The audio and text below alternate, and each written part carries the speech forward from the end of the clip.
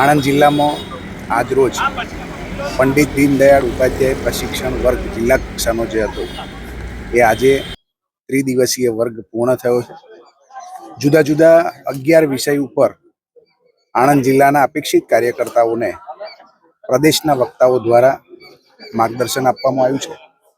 ખૂબ સારા વાતાવરણની અંદર આ આખો પ્રશિક્ષણ વર્ગ કે જેમાં રાજનીતિના મૂલ્યો, સરકારની યોજનાઓ અને ભારતીય જનતા પાર્ટીનો એક એક કાર્યકર્તા પ્રશિક્ષિત બને એ લક્ષ્ય સાથે આ વર્ગો સમગ્ર ગુજરાતની અંદર આયોજન કરવામાં આવ્યું છે.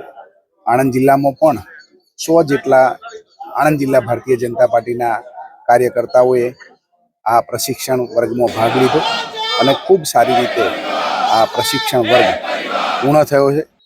આ વર્ગના કારણે આવનાર દિવસોની અંદર ભારતીય જનતા પાર્ટીની વાત, ભારતીય જનતા પાર્ટીના વિચારની વાત છેક બૂથ સુધીના કાર્યકર્તાઓ સુધી પહોંચાડવાનું કામ થશે અને આવનાર દિવસોની અંદર ભારતીય જનતા પાર્ટી જ્યારે 2047માં ભારત દેશ વિકસિત બને એ સંકલ્પ સાથે માનનીય પ્રધાનમંત્રી શ્રી નરેન્દ્રભાઈ મોદી સાહેબ જે કામ કરે છે એ સંકલ્પમાં અમારા ભારતીય જનતા પાર્ટીના એક એક કાર્યકર્તાનું યોગદાન હોય એ ભાવ પ્રબળ બને એ કાર્ય આ વર્ગથી થયું છે.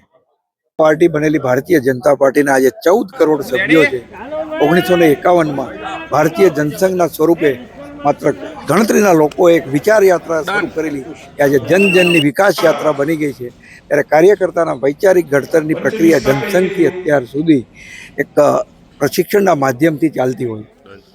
ભૂતકાળમાં નજીકના ભૂતકાળમાં જ અમે 598 તાલુકા મંડળમાં આ વર્ગો પૂરા કર્યા, જેમાં 55,000 અપેક્ષિત કાર્યકર્તાઓની સામે 45,000 કરતાં વધુ કાર્યકર્તાઓએ પ્રશિક્ષણ મેળવ્યું અને હાલ જિલ્લા કક્ષાના વર્ગો ચાલી રહ્યા છે.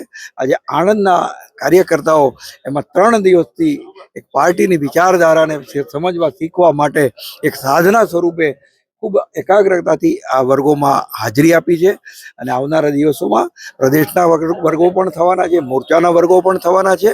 ત્યારે કદાચ વિશ્વની આ પહેલી રાજકીય પાર્ટી હશે કે જે કાર્યકર્તાના વૈચારિક ઘડતરની વાત અને પ્રજાજીવનના સાંપ્રત સમાજના પ્રવાહોથી એને માહિતગાર કરવાનું કામ કરી રહી છે. આ એક ખૂબ સારી અને સકારાત્મક પ્રક્રિયા એ પાર્ટીને એક મજબૂતી પ્રદાન કરે છે અને કાર્યકર્તા સમાજ જીવનમાં લોકોના સુખે સુખી, લોકોના દુઃખે દુઃખી અને લોકોની વેદનાને સમજી અને સંવેદના સાથે કાર્ય કરે એવી એક નવીન ઉર્જા સાથે અહીંયાથી વિદાય લેશે. Thank you.